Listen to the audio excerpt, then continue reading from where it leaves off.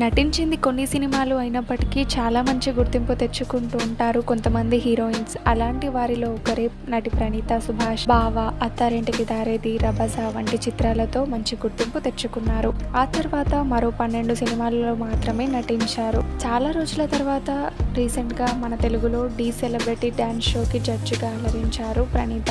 అయితే ఆమెకి పెళ్లి జరిగిన సంగతి తెలిసిందే. తన భర్త పేరు నితిన్ రాజు. వీరికి ఒక పాప ఉంది.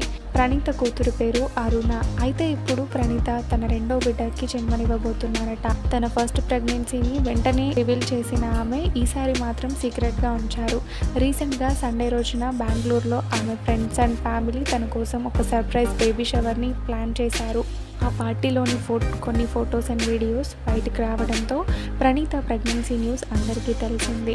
ఆ బేబీ షవర్కి సంబంధించిన ఫొటోస్ అండ్ వీడియోస్ ఇప్పుడు నెట్టింట్లో వైరల్ అవుతున్నాయి. వాటిని చూసిన వారు కంగ్రాచులేషన్స్ తెలియజేస్తూ కామెంట్స్ పెడుతున్నారు.